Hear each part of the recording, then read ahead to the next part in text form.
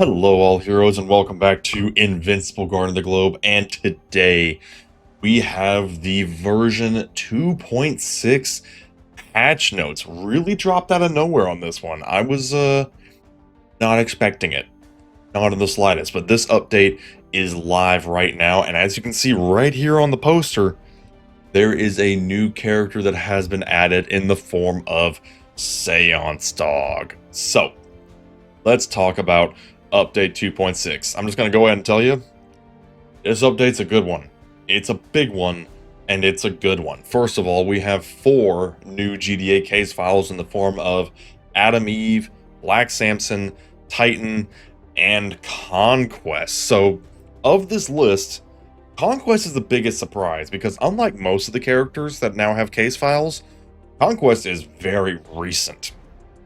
I mean, before him, the most recent one was, I think Battle Beast, and by recent, I mean he was the second character released after the game officially launched over a year ago. So, he's been a part of the game for a while, and he was the most recent one by a long shot. Conquest, however, blows that out of the water. He's only been in the game for a few months now, and he now has a case file. So, hey, freebies is never a bad thing. Black Samson, of course, being a rare. Yes, it finally convinced me to mulch my spare duplicate, because quite frankly, I could have handled 1 in the form of Rexplode. 2, that's a little more dicey.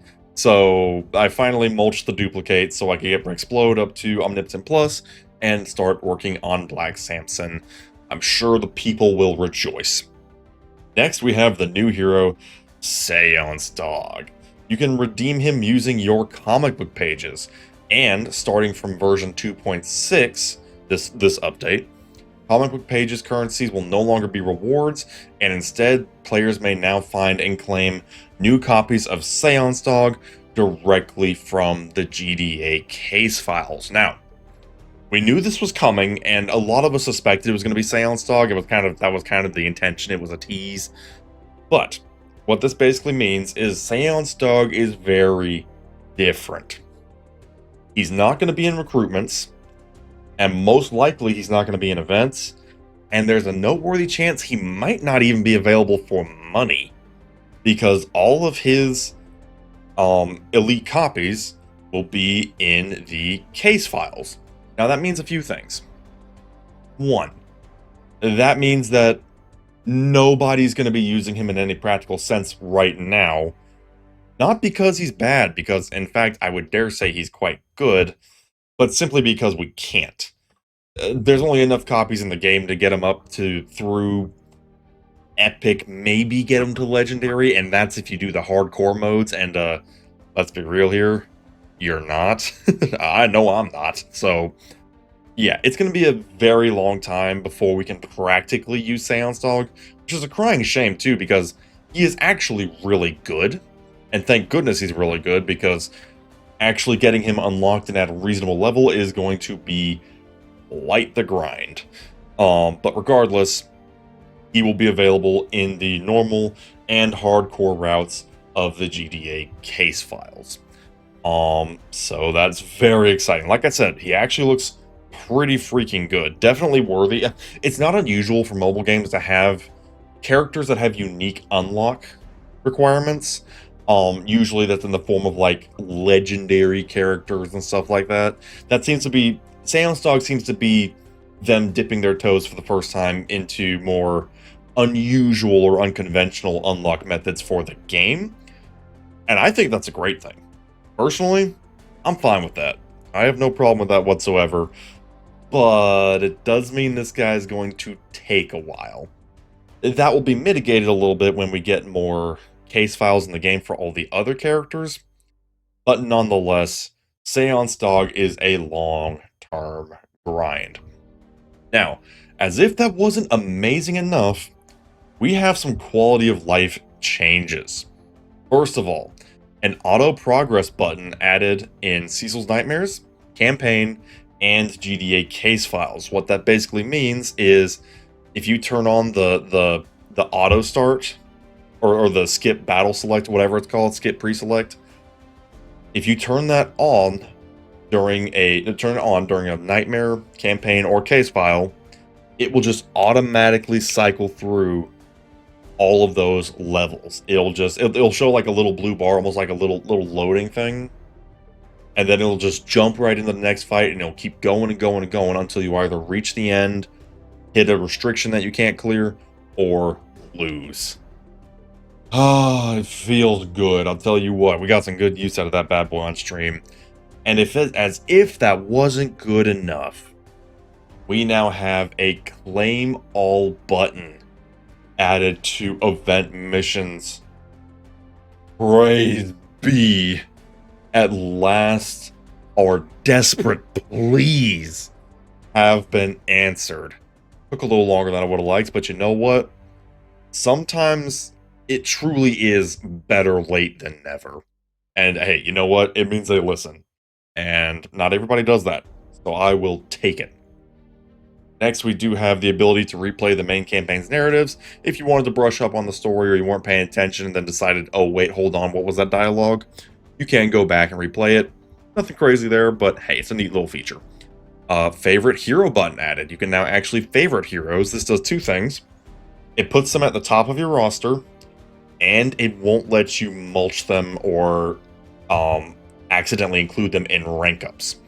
So you can either use that to put your kind of your projects or your favorites at the top, or you can use it as a deterrent if there is a certain character that, come hell or high water, you never want to rank into anything else. Like if there's an exceptional plus that you're working on, or just something along that lines. It's a nice little deterrent. It's a small improvement, but it is a nice deterrent. An extra GDA Ops slot has been added. This is kind of the one downside of the update, because that's not a free slot. It does cost like 3,000 freaking gems. I mean, the sixth one was 1,200, and while I felt that was a little steep, I felt like it was worthwhile in my current state. I don't even know what I would use a 7th slot on. I don't have enough characters for that. And frankly, there's not even enough ops worth doing to justify a 7th slot. I'm sure somebody asks for it. And to that person, I gotta ask, are you chronically online? Are you really grinding that 30-minute Reaniman op that much that you needed a 7th slot for it? Because if so, you're having a good day now. You know what? You got it. You got your wish. So to that one person who wanted it, congratulations. It's a good day for you. Next, auto rank up will now take filters into account. Basically, at the bottom, when you select a filter, like for example, if you put in Earth's Defenders, the auto rank up will now only pull Earth's Defenders. I like this. I like this a lot. Keeps it nice and concise. GDA Ops Restart All checkbox system added. This is basically for when you're hitting the collect all on your GDA Ops, you can now check mark which ones you actually want to rerun. Because sometimes I'll have it to where there's characters that I need to put on my event ops, but they are currently, they just finished up doing their normal ops, and then I've got to just, you know, do each one again so that I don't redo them all, or I redo them all and then I have to immediately cancel it. It's just a little convenience feature. And then GDA Pass claiming slider has been added. This is for the nodes in the battle passes where there's more than one item. You can use this to select more than one at once. It's particularly convenient for the progression pass because there's a lot of stuff in there. Next, we actually have some hero buffs. This was a surprise, and in my personal case, I'm not going to say it's a pleasant surprise, because literally less than 12 hours before this, I was making that tier list. So, you know, life is a circus and I am the clown. But, hey, you know what? I guess it's an excuse to make another tier list in the future, but we'll cross that bridge when we come to it. First of all, Battle Beast. Consuming wounds will now apply the damage instead of just removing the wounds. We expect Battle Beast to have strong synergies with wounds users and to be adapted to our current meta. So before, he would just kind of dispel the wound and get a buff. Now when he dispels the wound, he will basically do the damage that that wound was supposed to do upon the enemy.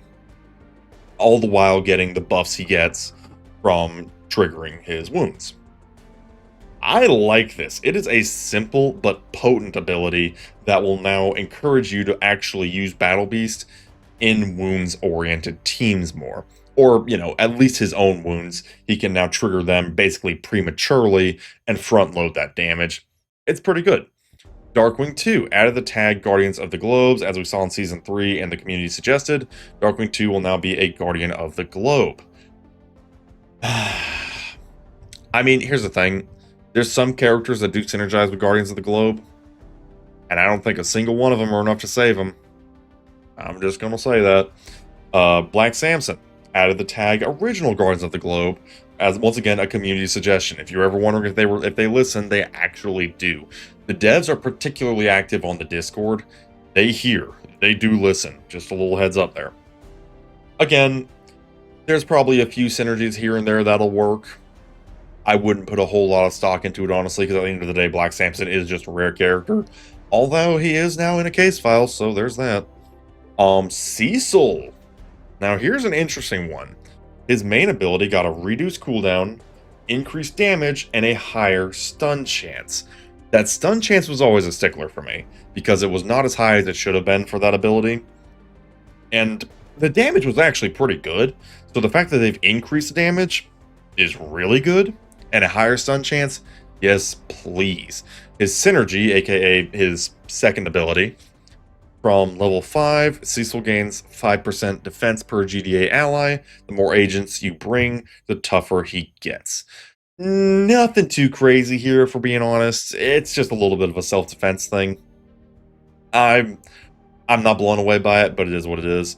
And then his first passive, the healing will now apply to all characters, so he can do some more consistent healing. Also, we added a critical chance buff to all allies. I forget exactly how his first passive reads, but basically, he's going to be a slightly more reliable healer. Bulletproof.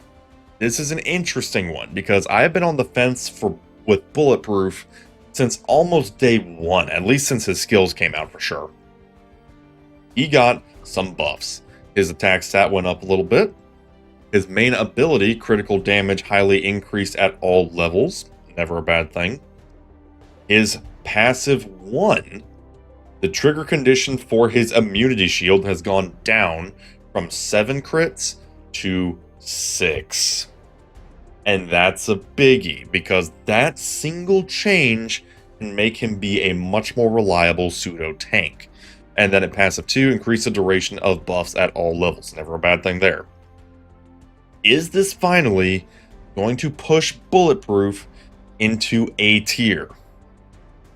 I don't know. It might. It just might.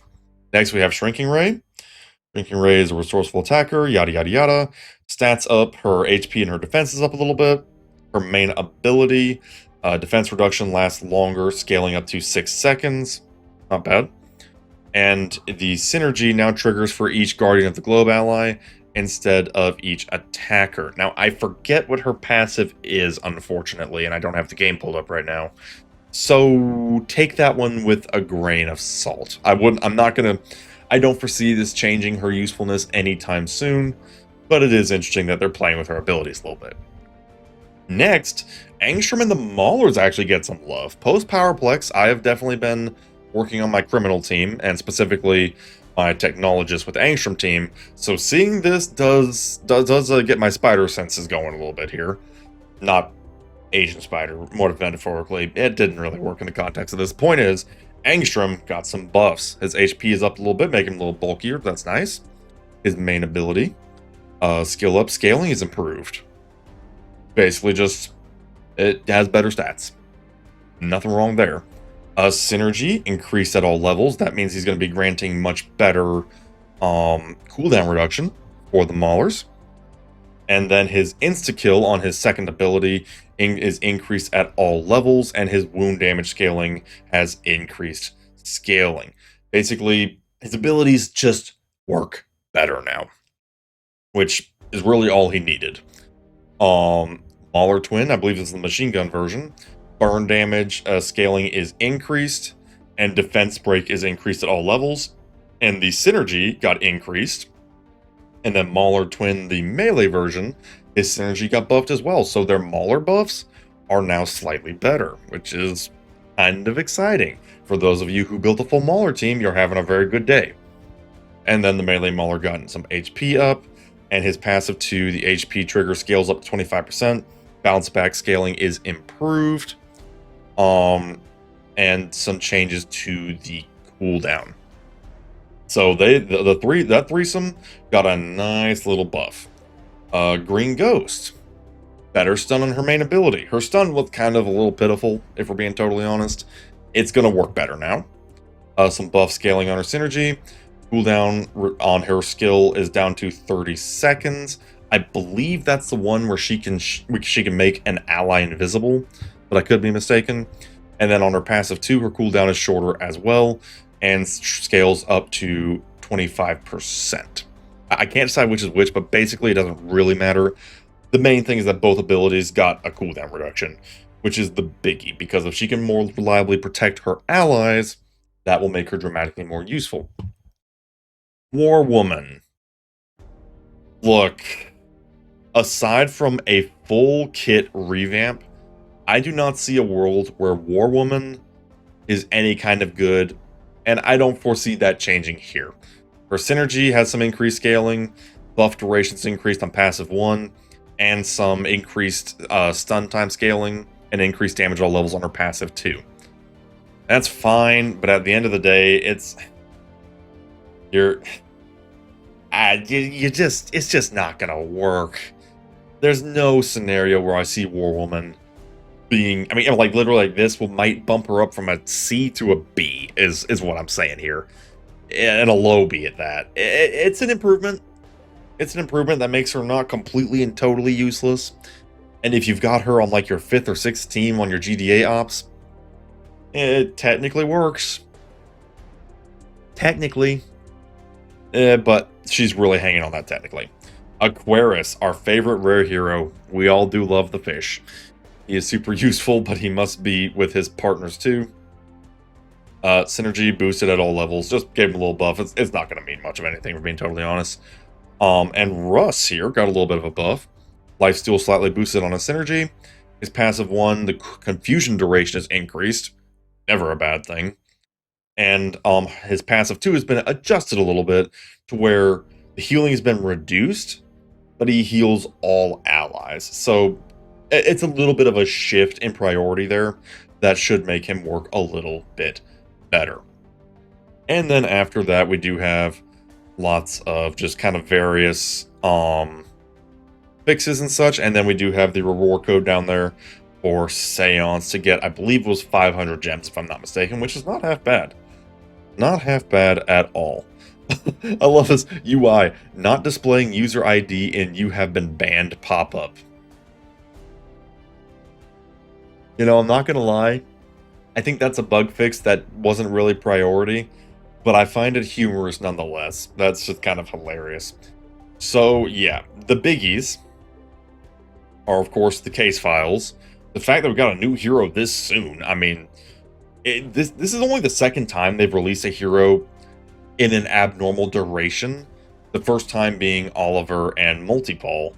But Seance Dog, unlike them, is freaking good. The only caveat is that for the foreseeable future, he's really not going to be usable because we just don't have enough case files yet. And even if we did, it's not like we can do the hardcore mode. I mean, let's be real here. That's just too much. But hey, he's here nonetheless, and I am really liking him. And those quality of life features, mwah, them bad boys are nice. I mean, claim all button on the event missions. I mean, how many times have I said it? We needed that when now it is finally here. So yeah, that's pretty much what we have. Let me know what you think of this update down in the comments below. Frankly, this was a good one. This was a really freaking good one. Oh, and by the way, if you do Black Samson's case file, and technically Adam Eve, albeit in the later part, you do get a little bit of a sneak peek of the upcoming new character, which is very exciting indeed. So, yeah, let me know what you think down in the comments below, and we shall see you next time. Have a good one.